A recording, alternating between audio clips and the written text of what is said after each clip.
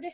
And I would introduce Lee formally, but I think everybody knows Dr. Farrow. And so thank you so much for agreeing to do this professional development session for us. And I turn it over to you.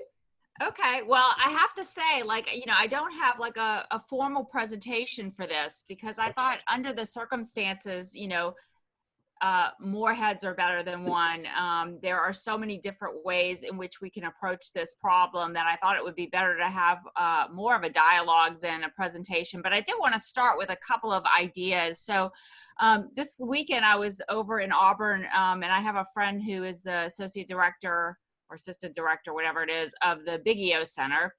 And so, I broached this question to her, and we were talking about some best practices in engaging students in an online environment. And we have a particularly big challenge now because not only are we trying to engage students in an online environment, which is already a challenge, but our students have an extra set of stressors on them, right? So normally we already have a challenge because our students are spread so thin, whether they're in our face-to-face classes or in an online class. Our students are usually juggling, more than the traditional 18 to 22-year-old who's at a residential college. So they already are distracted, and now we have added distractions. They may be at home working with family members around. In the spring, I had a student who I'm glad notified me. She was sharing her computer with everybody, right? Like, so that was something that I had not anticipated. I anticipated connectivity issues and those kinds of things. I didn't anticipate that she would have to share her computer with everybody. So there are lots of things that they're going to be dealing with that's going to be above and beyond the normal set of stressors. And so one of the things that Lindsay said that I thought was very important for us to keep in mind is, in the spring when we all had to go online in the middle of March, everybody was scrambling to learn how to do Zoom, right? Which is great for meetings. But it's not so great for doing everything with your students, in the sense that it requires a lot of bandwidth, and also if you do have students who are struggling to be able to sit still in one place and have peace and quiet to work, right? It may actually be an unnecessary and excessive demand on them to expect them to do a lot of synchronous face-to-face stuff. And so, just for example, I know that some of my students, and I mean, we all have these, while the rest of us were sent home, they were essential workers in some fashion, and they were still working. And in fact, because of who our student body is, a lot of them were kind of looking at this as an opportunity to get more work hours in, right? So the rest of us were, sent home. Some of them actually upped their hours because now they didn't have to be in face-to-face classes. So if we then pile a bunch of synchronous stuff on them, that actually becomes a really significant hardship. So what Lindsay said, that the stuff she's been reading says, is that whatever you can do asynchronously, you should. So lectures, anything like that can be asynchronous, you should do asynchronously.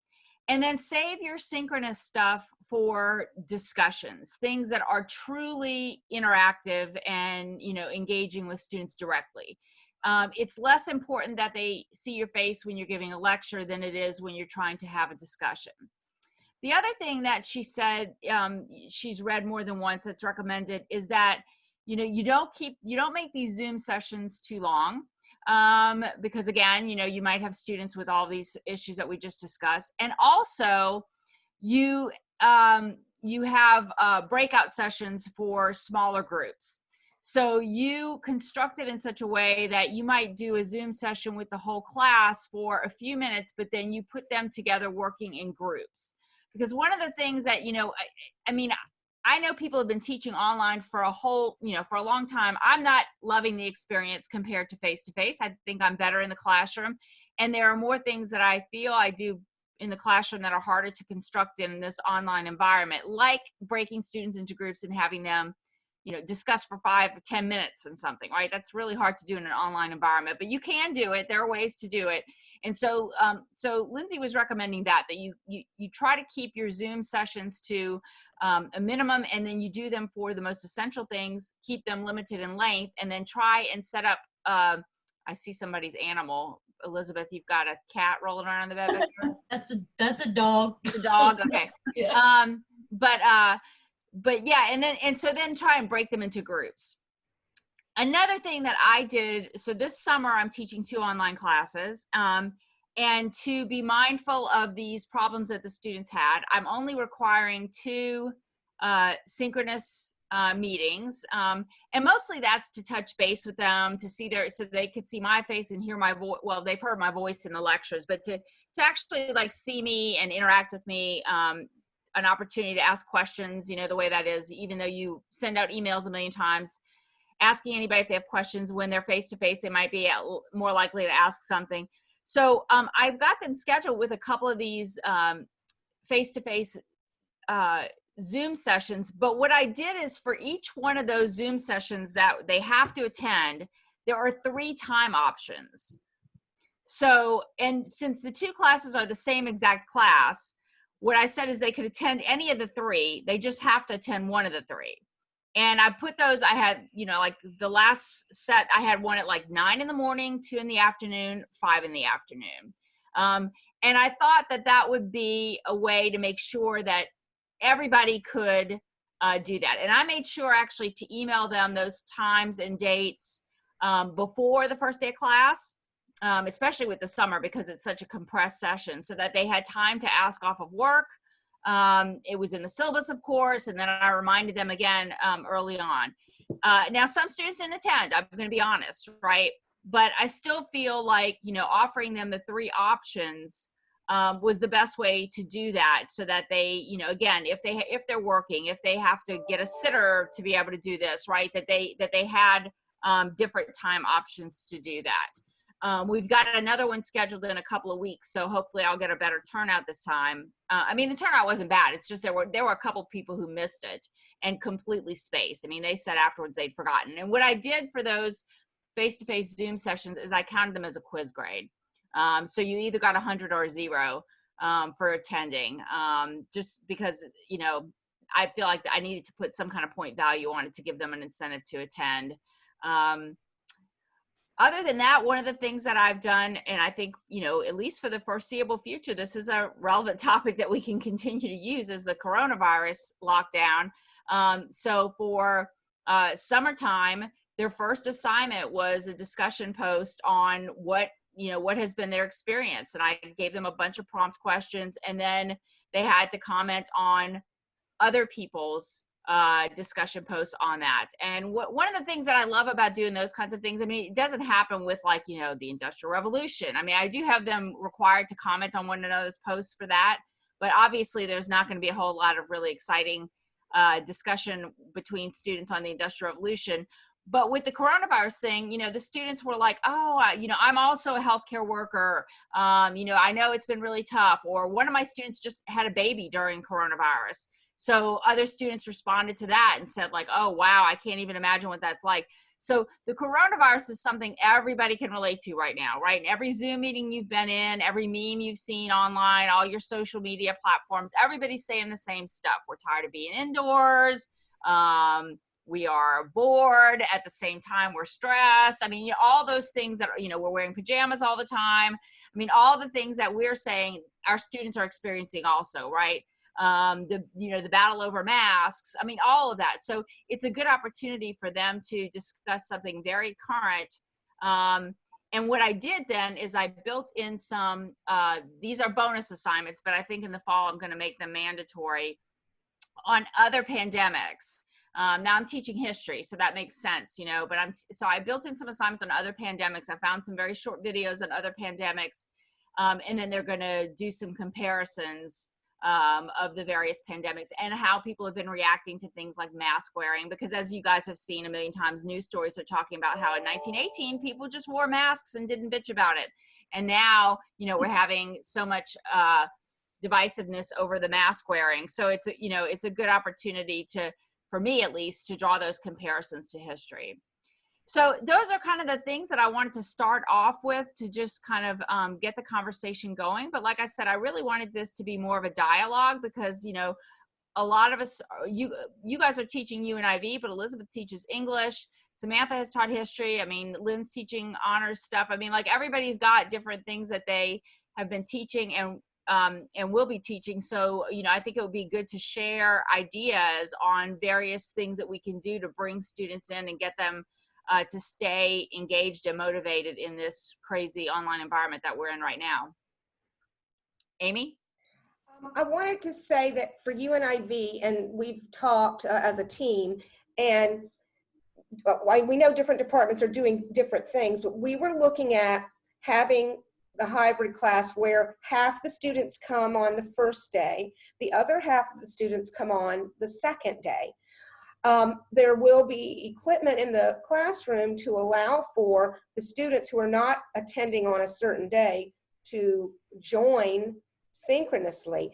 And as the expectation, and this is just a question for everybody, and again, I agree that if you're asking students who are learning online to join synchronously, that's a problem. But is it okay to expect that students who are supposed to be face-to-face 2 days a week, that they can pipe in on the day they're not face-to-face, either if they're in the library or somewhere, and sit there for the class? Now, having said that, I do think we should record, and maybe we can do some pre-things, but what's y'all's feedback on that?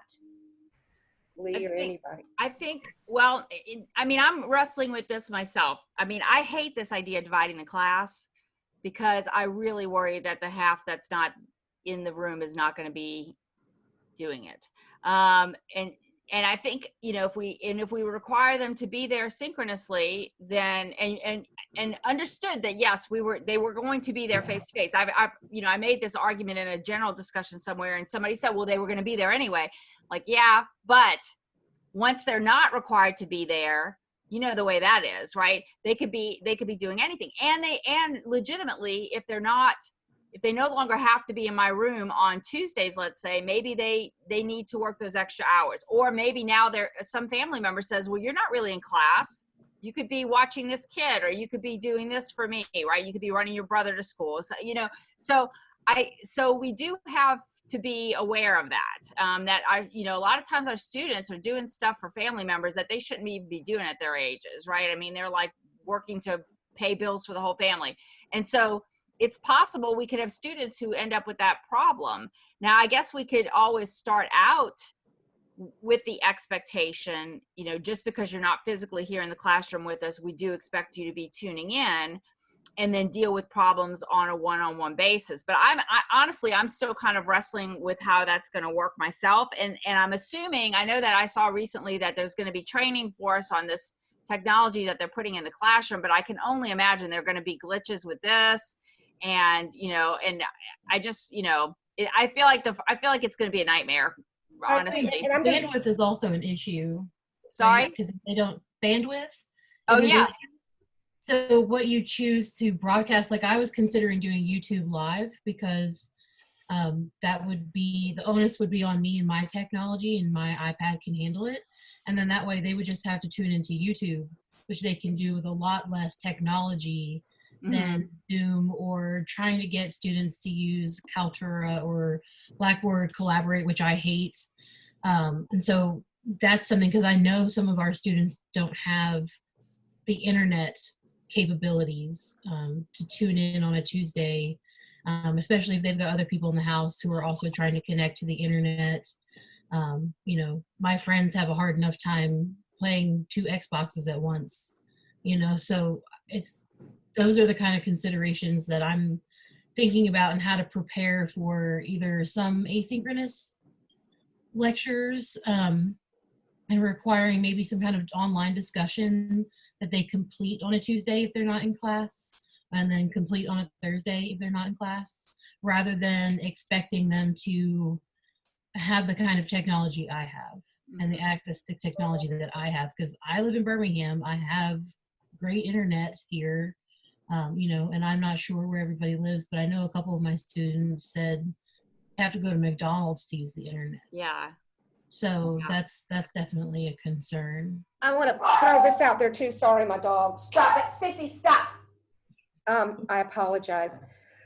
And great point, Lee. The main thing I want to make sure is when I say require students, my main objective, and I think our main objective, is to make sure students are engaged and get the information. So I don't want to get hung up on the fact that, oh, a student is not here synchronously, because like you're saying, it's our job to come up with these ideas and these solutions and strategies that will help them engage during this time, regardless of if they're synchronously sitting in the library or in their dorm room piping into the class. So that's one reason why we're doing this.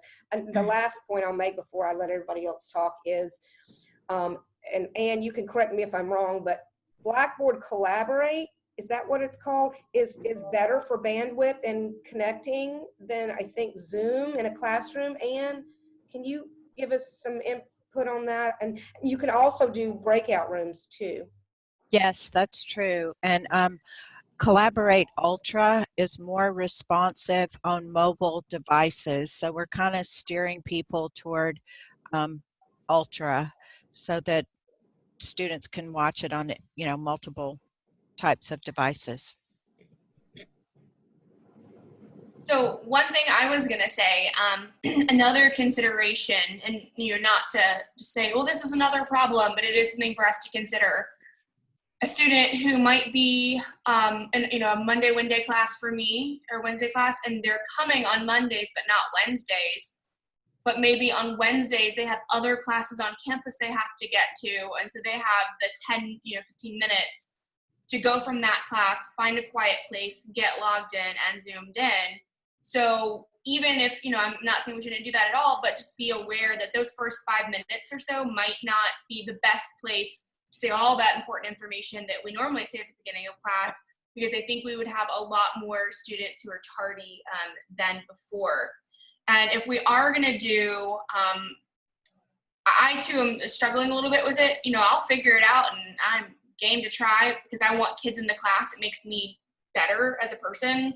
But one thing we could do when we have the class is have some kind of discussion prompt at the end of every class. So the students who are in class that day, they have time in class to do that. Students who are able to tune in that day have time to do that when they would be meeting in the class period. And any student who has to watch that recording later for whatever reason can do that later. And that way you also know, okay, this student wasn't able to tune in, but they turned in their assignment. So I know that they must have had something, and it kind of opens those methods of communication, I think. Yeah, I was thinking about, well, first of all, let me go back to your first concern. And this is something, again, I raised in one of those big university things, and it was kind of brushed aside, but so I'm concerned about the logistics of students figuring this out, right? So like, if my class, like, it would be ideal if all of us said, there's no way to do this, but like, if the students could choose like which day they attend your class, like you don't pick, they pick, so that they could line it up so that all of their Monday classes, they come on Monday and they don't come on Wednesday. I think that's something probably we ought to consider if possible, rather than we pick them, they pick themselves. Because imagine if you're a student and you normally take all of your classes on Monday and Wednesday, and now you've got to do half and half, and it's not on the same day. So you're still having to drive 2 days a week. And for some students, that's, that might be a considerable distance and some gas money. And so now 2 of your days are completely tied up, but not tied up like you had them, just like spotty tied up. So now there's like gaps in between your schedule in the middle of the day. You can't work. I mean, obviously they can do homework, and that's what we'll tell them to do. And I know one of the things Tobias mentioned is that they're going to be creating a lot of space, like kind of safe spaces for students to be able to study and use computers and stuff like that, which is all great. But again, I feel like for some students, that's going to be a real disincentive to come to campus if on, let's say, Wednesday, you only have one face-to-face class for an hour and 15 minutes, and you have to drive an hour and 15 minutes. Mm-hmm. Before, you had stacked your classes all on Monday, Wednesday on purpose because of the driving time. And, you know, somebody said like, well, they were going to drive to school on Wednesday anyway. And I'm like, yeah, but you know the way that is. Like, if you have to drive someplace and you're going to spend 6 hours there, an hour-long drive doesn't seem so bad. If you're going to drive someplace for an hour and only spend an hour and 15 minutes there, suddenly the waiting is different, and there are times when you just might not choose to do it. So you know, and then your point about them, if they're like in a class and then they have to go find a place to log in so that they can be virtual in another class. Again, for that kind of reason, it really would be better if we let them pick which day of the week they want to come, and then they can control their schedules more. I would, because I am a stacker, like if I know I've got a couple of meetings on Monday, then I'll just like bring it on. Like I try and any other meeting I know I've got to have that week, let's do it on Monday. Let's get it all over with, so that my schedule on other days is not just being like chopped up into a million pieces. So I never have a block of time to do anything significant. And, you know, if I was a student, you know, dealing with that, I would be irritated. And I see Amy said it's a good lesson for time management. It certainly is. I mean, I think our students are going to have to, they're going to have to learn how to use those bits and pieces of time that before they would have written off. But, you know, again, I would say that we have always told them that, right? We've always said, if you've got a gap between two classes, you should be using that to, you know, study or review rather than look at social media or hang out with friends or play video games. And, you know, that doesn't always happen. So.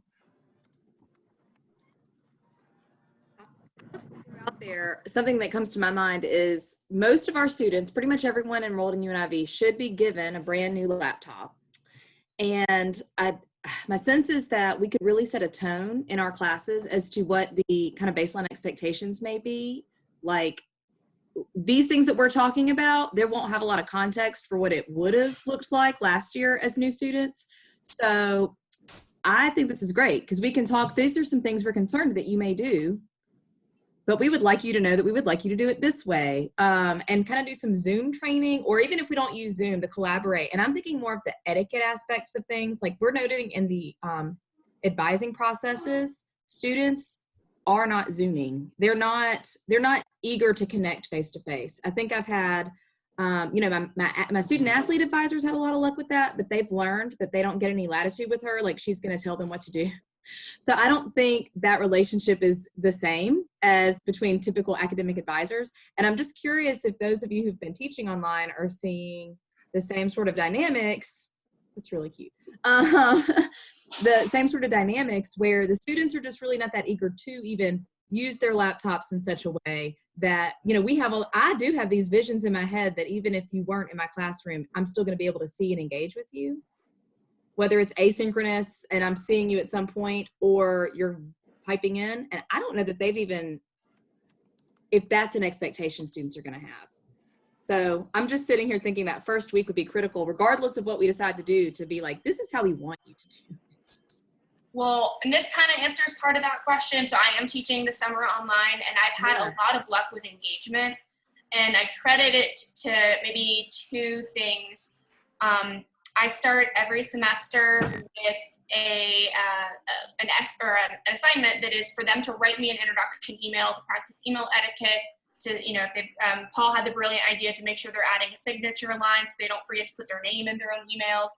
And I make them tell me about themselves in that email, and then I take the time to respond back to each one. And it does take a lot of time, but it instantly builds a bit more rapport with students, and they have a feeling like I care because I'm talking about, I mean, obviously I do care, but I'm talking about the things that they told me and telling them what we have in common and building that relationship. And that has improved a lot of engagement in my class, even for students that might not have originally noticed I had a lot in common with, because I may not look like it, but I can actually talk about a little bit of basketball, and that's been really useful for my student athletes. And, you know, just sharing like what TV shows we like, and that really does enable them to reach out to me because they feel more comfortable because they know a little bit about me, and I'm not just some figure. And the other thing I've been doing in my online class, which I actually got from someone in the English department, from Sharon Howard, is I've been using Flipgrid for discussions. So it's a video discussion, and some of my students seem to really like that, and they're showing their face, and they're recording, and they're responding to each other. And then some of them I've given the option to just have it posted on their camera or have it blank. and they can still do it that way, and they're doing voice recording, but that has increased engagement a little bit. So if we're having asynchronous conversations in class, that might be a good option for people. And Paul is going to be doing a PD all about this because he is now the guru. Well, that sounds great. Yeah, let me say something about that Flipgrid. I haven't used that yet, but since the beginning of the pandemic, this friend sent me told me to download the Marco Polo app. Has anybody heard of that?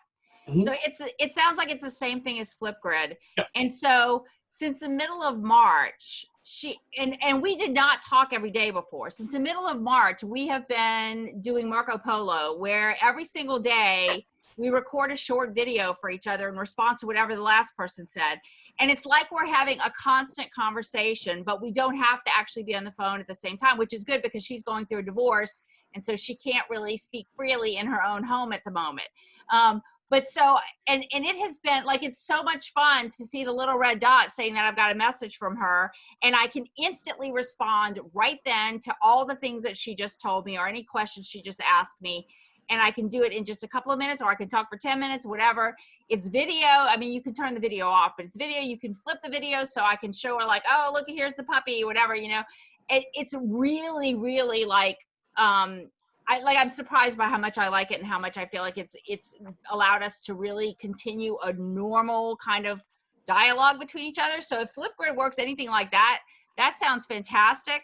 And I would love to learn how to use that.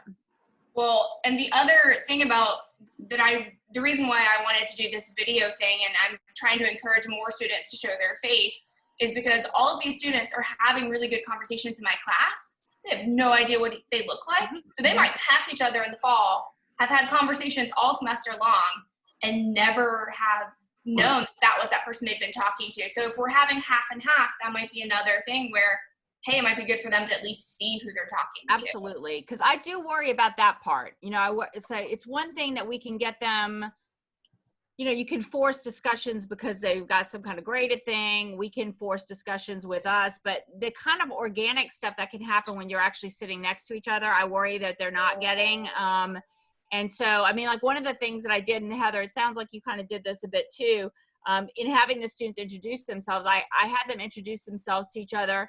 And I did this in the spring. So this is when we kind of like fell apart. You know, I made them write something, and then I went in and commented and hooked them up. So like, you know, somebody said, oh, the new Animal Crossing just came out. I don't even know what that is because I don't play games. But like 3 other people said it. So I was like, oh, this person also said that they were excited that the new Animal Crossing came out. And this person did too. And so I could try and get them talking to each other about Animal Crossing, you know, to try and continue to build the friendship stuff that happens in class. So I think that's something we're going to have to work harder at with, especially incoming freshmen. And if I was teaching UNIV, that's something that I would be thinking about, because we've all said so many students do make friends in their UNIV classes. So if you get those emails from students and they are saying they're really into this, that, or the other, and then somebody else says that, you can say, oh, well, so-and-so is also really into basketball. So-and-so is also really into video games, and try and make them meet each other. It's also a good idea, you know, again, we're working on how students, what kind of group work and activities they can have for each other. Perhaps we can create the discussion groups and or chat rooms where students can go in, pair up, go ahead and pair them with a group. I mean, have times where they can all mingle and talk, but maybe we need to be more purposeful and, okay, this is one group, this group, and then y'all get together. And just ways, again, this is something we need to think about. Well, and I think going along with that, if the plan is generally to record the entire session, I think it's going to be difficult to convince students who weren't there at the time to watch like a, you know, hour-long video. And so I wanted to highlight something Heather's already been creating and talking about, which are the short videos to go along with this, the mini video lectures that might cover any major pieces of content that we want to do there. And then maybe for the students who would otherwise, we would want them to watch that to get some engagement with the students, we can focus on like direct engagement, like you're talking about with Flipgrid, or like some of these other ones. I really liked what Elizabeth put in there about Rave, because I often like to show a couple of short YouTube videos, and having something where the students can from pretty far apart talk about it synchronously. And I understand the point about not wanting to have too much synchronous stuff. And I like the idea that Flipgrid or Marco Polo there, that was an ability to do that still very personal asynchronous communication. Because often I know that asynchronous communication ends up defaulting to a more business-like stance for some of the students, that after we go over, and it's one of the things that a couple of us cover, is what does professional communication look like? How do you want to email high stakes things? Sometimes students think like, oh, that's how I'm supposed to talk in this class. And so I like the way that, like, as Heather's been talking about, Flipgrid, like, puts them into that more chatty and personal mode as well. I also again, but excuse me for interrupting anybody. For UNIV, it's a little different, and I agree with what you said, Neil, regarding faculty preparation. For example, if Lee is teaching UNIV, she teaches 4 other classes. And one of the reasons why UNIV is unique is that we prepare the syllabus, we prepare curriculum, we have things in place.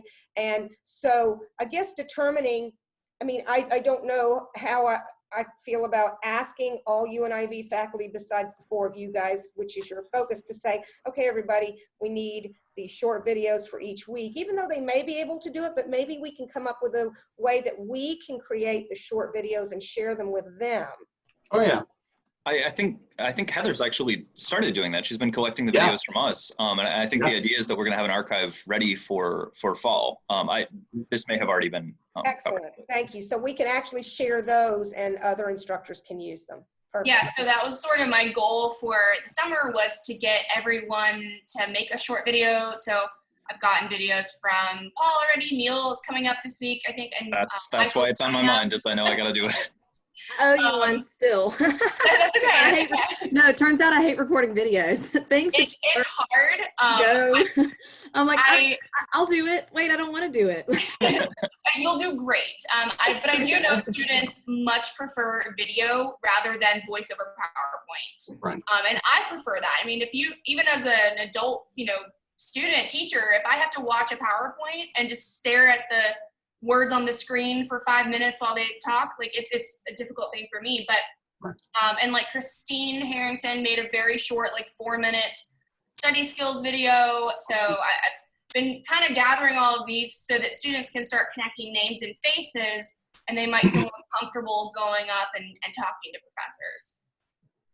So I'll share that with everybody. I just wanted to underline the importance of the short video. I've been doing a Coursera course since we've been in quarantine, and like a 10-minute video, it's so easy to go, oh, I'll do one more. I'll do one more. And I think if it was 1 hour, I wouldn't say, oh my gosh, when am I going to do my 1 hour video? Yeah. Then there'll be a short quiz or something, which isn't bad because it lets me kind of check that I get what they said. So yeah, so it convinced me if I do anything like that, I'm going to break it. Plus, we know attention spans are what, 15 to 20 minutes? So break it, break things into chunks. And just as far as the other instructors, making sure that all the pertinent information, for example, if you're face-to-face in a class, you're going to need to know this information. We always share things, hey guys, reminders. So being mindful that and I will, of course, I'm working on that, but things that all UNIV instructors need to remind their students each day, and we can put that in either video format or make sure that they receive that, on a post or something like that.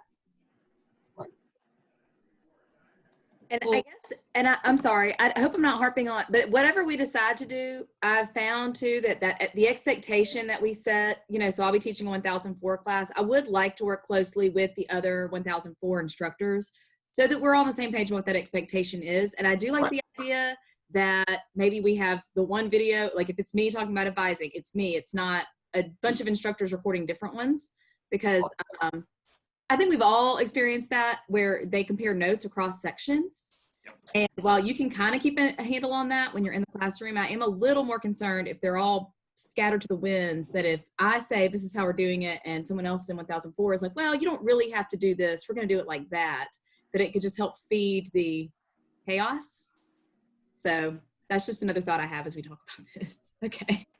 I wanted to throw one more thing into the conversation we had earlier about the complexity of the scheduling, because ideally I've got, I think, 17 honors freshmen. I'd like at some point in the semester to switch so that different people do their face-to-face with different groups. That That's just so great. adds to the complexity of all this. But I think I'm going to try maybe after half the semester or after 5 Yeah. Yeah, that I was, while we've been, talking, I've been like taking notes on various things, and I made a note to myself, like, let the students pick which day they want to come if that's how we're going to do it. But you're right, maybe at some point you want to have them interact with different people, but maybe that I may just let that be voluntary though, like halfway through the semester, like after the middle of the semester, ask them, is anybody willing to switch, so that we can get you to interact. But honestly, I'm really concerned about this scheduling stuff for the students, and just once they're used to having a chunk of time off, it's going to be hard to get them to give that time up. For some of my students who I know have driven sometimes well over an hour to get to classes, I'm very sympathetic if they are being asked to come to class for, or come on Wednesday for just one class instead of 3 or 4, so. One of our ideas, I'm sorry, Leon, looks like you were talking about, where to engage students, the ones that were face-to-face in the class would use their device to connect with students who weren't there that day. So not necessarily with each other, but for example, one half the class, they're face-to-face, and then there's an activity. So instead of I'm sitting next to my neighbor closer, I'm going to connect with the student who's not sitting in class. Yeah, That's an interesting thought. you have to, yeah. Well, one thing, we'd have to find out from Anne how to do this. If you do invite, like, divide your class up into, like, group A and group B, and then you want at the end of every class for group A and B to have to converse about whatever it is, like say on the day before the next class. Is there a way of setting that up so that only these people can talk to these people and not this way, not the people who were together talk to each other? Otherwise, I'd have to keep a list of who has to comment on whom, which is, doable, right? A manual list that says, like, okay, this person can only comment on this person, Yeah, and like, can we group them in advance? Yes, you could do that. Put them in groups of 2, and then you can select the tools that you want, if you want them to have the private discussion or whatever tools that you want them to have. That would be excellent. These are great ideas, Lee. And is there a way, would you be the person that would love to do the professional development for us? Or do you recommend someone else? Because I see this as a critical, the collaborate session. I know that y'all do this regularly, but what do you recommend, please, ma'am? Yes, we could do that. Just make a note of the tools that you think, that are coming out of this discussion and that need some further instruction. We certainly can do that. Mm-hmm.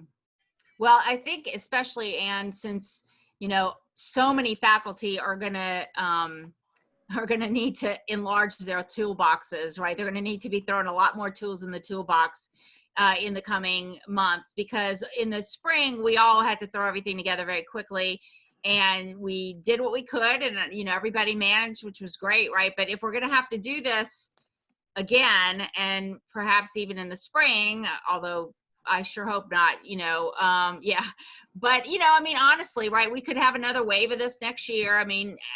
One of the things that we said in the, I can't even remember what meeting it was now, what Zoom meeting, I said, I think we need to think of this as an opportunity that, a lot of us have not needed to learn some of these tools, but maybe we'll find, even if we find one of these tools that we think is really awesome that we could use even in a face-to-face class to maybe have outside class discussions going with students or something, we can look at this as an opportunity to find some technology and some strategies that maybe we weren't implementing that we can now use, and we may find that they're actually better. There's a really great book that I've told people to read before, and actually, I think I mentioned it I think this is where it was in my interview with Lynn. I mentioned this. It's a book called Messy, and it's all about how sometimes, that when you run into problems in life, it actually turns out to bring you some good outcomes. And there was an example of a strike on the London Tube on a certain line. And what that meant is that all these commuters who regularly took that line had to find new ways to get to work. And of course, they were very angry about that. But when it was all over with, a number of them decided to stay with the new route that they had found because it was actually better than the one that they were taking before, but they had just never switched because they were in the habit of doing it the old way. And so, you know, whenever I'm confronted with situations like this in life, I try and think about that. Like, okay, how can I make the most of this? And this may be a good opportunity for all of us to, you know, reevaluate our teaching and think about things that we can do a little differently. One thing that I'm really going to try to work on and have as many of these ready before the semester starts is whether it's here's a program or an app that we're going to use, or here's an assignment that we're doing, is try to have some sort of a how-to guide that goes with that. Because I think I can hope that they're going to tune in or come to class as much as I want, but I also want to be able to say, hey, here's an attachment to an email real quick. And I've done that in the spring. I did that with Loom. I would do short Google slides, and I would have my little floating head video so that I'm talking to them and giving them information. I think how-to guides are going to be really important. And I've even done that with how to put Google Forms into Blackboard with lots of screenshots and arrows that are, this will be right here, find this button. But I just think as explicitly as we can make some of those, kind of as clear as we can make those, that'll be really helpful for students. Well, and I did that as well this summer for my students. I made a video showing them how to go to my AUM, get to Blackboard, where everything was in Blackboard, since a lot of them have never used software like that before. But one thing that I kept trying to say and realized that I was muted. I was like, people just keep talking while I'm talking, and that's why. But one thing that I would highly recommend that we all think about is to err on the side of simplicity. Because we have all these great ideas and we get so excited. We're like, well, I can make them do this app, and I can make them do this app and do this app. And they're going to have 5 professors doing that. Mm-hmm. College is hard enough, especially when you're new, especially if you're first gen, you've never had anything like this. So we should be asking ourselves the entire time we're thinking of all these new and really great ideas, is this necessary for the learning objective? Is there a simpler way to do that? Because I know I sometimes get really excited about stuff and I overcomplicate it. And I have one student who still can't figure out how to post anything on Blackboard. And I've tried calling her and I've emailed her, and she will send me emails, but she doesn't seem to know how to respond to my emails. So, I mean, we're facing some students who are already going to be struggling, and I'm worried that if we're all planning our ideal course, how to recreate everything we would have done in the classroom in this online environment, then it's going to take away from the content, and it's going to up the stress of like, wait, which app did I need today? Which group did I need to do today? Am I an A group or a B group? Am I supposed to switch coming on, campus? So that's just something that I know would give me a lot of anxiety as a student, that I'm going to be thinking about when I show that, when I talk about that stuff with mine. Well, go ahead. I haven't said anything.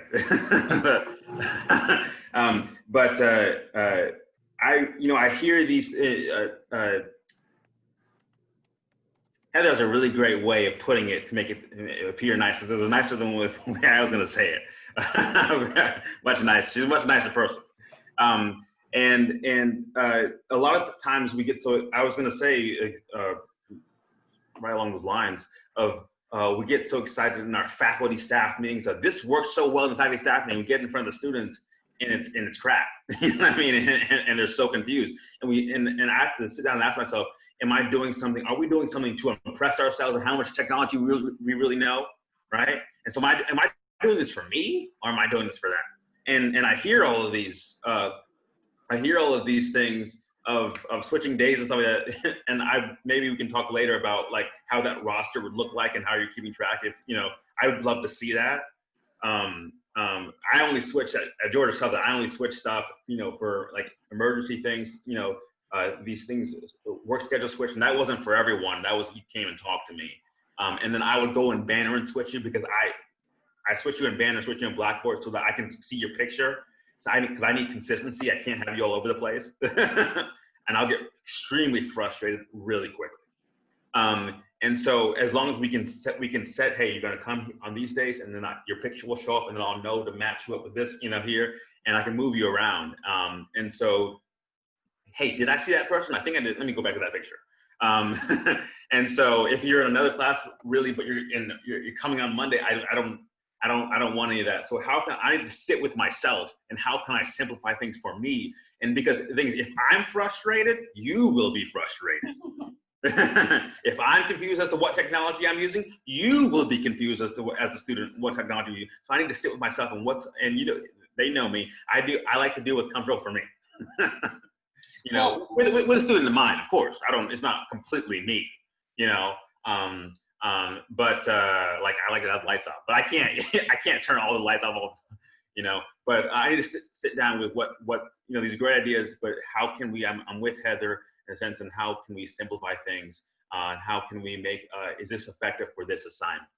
And I'll add to that, because I'm not against ever switching anything. Because one of the things I've been doing that has worked better than I expected in my online class is every week I switch their discussion partners so that they're not talking to the same group. And the first week or so, there was a little bit of a confusion, but I posted as a big old list in Blackboard, and that's a switch that they know to expect now. And they're pretty good about that. And if I'm a smidge late posting that, they'll email me and say, who's in my discussion group? So that's one switch that I've found is simple. And since they know to expect it, it's worked really well. So I think that those are good points. And you're right. We don't want to, I am definitely not a bells and whistles kind of person, because I am very, I'm borderline Luddite. I mean, I like technology as long as it's easy and I can work it. And then the minute it is, and I'm ready to throw my computer out the window.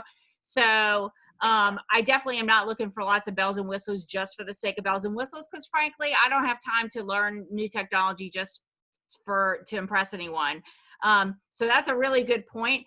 And I think the one thing we need to think about is that whatever kind of this, all these technologies sound so fun, right? And so cool. And I've seen this stuff at teaching conferences and thought like, oh, that seems so cool. But that also seems like an added level of complication for students that maybe isn't worth it for our students. Mm-hmm. Again, if we had, I think, on a campus where everybody's living there, their parents have a lot of money, so they're going to have like the latest technology and great internet access, and they're not working 2 jobs and raising a family, then, they've got the time and you can expect a lot more of them in terms of that. But I think with our student body, even though they know how to do a lot of stuff with technology, they never know the kind of stuff we want them to do. And so we have to assume that they can't do a lot of this stuff without some guidance. And your videos or your guides sound great, Paul. But so we need to make sure whatever we're using is, worth it. And also, I would say, as a person who is a little bit of a technophobe, I ought to be able to as a student, I ought to be able to just click a link or something and it opens up, right? Like it shouldn't have to be like, I have to go through 15 million steps to get to whatever it is that you're wanting me to do. Because at that point, I'm going to do something wrong before I get there. And then you're going to be getting emails from me. The last thing I wanted to say is that in the spring, I have 2 college-age kids, right? So in the spring, when they had to go online, one of the things that they were frustrated by is suddenly they felt like they were being like nickeled and dimed to death with all these little assignments, right? And so I talked to them about that, and I explained to them from our perspective, I said, what's happening is faculty are trying to stick everything into the online class that they were doing face-to-face. And so it means like if normally in class, I just send you I hand out a piece of paper and have you write for 5 minutes. Now suddenly that's an assignment online, right? And so as Lynn was saying, you want to keep it simple. So you might have to sacrifice some of the stuff that you did face-to-face, because if you're doing a lot of these same little things online, from the student's perspective, it feels like extra assignments and it feels overwhelming. And the other thing my kids complained about, and I made sure for the summer that I took that advice, is that because you have 4 or 5 classes and everybody's doing this, it seemed like there was never a moment they didn't have something due. And so for my summer class, for both of them, everything is due on Friday and Sunday. So even if I would really have loved to have them write their discussion post on Tuesday's lecture on Tuesday, they don't have to do it until Friday. That way there are only 2 days a week that they have deadlines for me. Even like normally I would have had them discuss a book on Thursday because that's when technically the class meets. Now the discussion is due on Friday to simplify it for them. And especially again, because I'm mindful of the fact that some of them may be working, taking care of family members, whatever, it's easier for them if, at least in my class, everything's due 2 days a week. So I would recommend that we do that as well. And Yeah, you said, sorry, Michael. oh, this is just a second. And you said, Lee, our students will, it might be overwhelming pretty much, and to different degrees. What I mean is, and you know this well, if it's frustrating for our traditional students, imagine, you know, those non-traditional, not that they all don't, you know, imagine who are more easily frustrated by technological advances. So tailoring our things and being extremely careful when we speak to these students and being knowledgeable about who we are talking to. So knowing our audience is extremely important. So I just wanted to throw, well, you can go ahead. Well, no, and I think that all matched in well because we talked about our students with families, our first-gen students, and I think we all try to do our part to make sure that they're feeling included and that we're making sure that they're understanding what we're talking about. But I was going to say, for my summer class, I had 2 due dates as well. And then I had a third optional one. So if for some reason they couldn't get it in by, you know, because I view our class as a Monday, Wednesday class. So that's when I'll post things. And I usually post things a little bit ahead of time. And for their like responding to discussion partners, that's on Sunday if they haven't already finished it, but they have time to finish that during the week. But I would also say a lot of classes have online stuff on Sundays. So that's why I tried to not do a Sunday deadline for most of the stuff, because I was a student. I procrastinated. My Sundays were marathons. So that's just something to keep in mind as well. But I'm going to also have to go because I'm Zooming with a student. So I'll say bye. Have fun.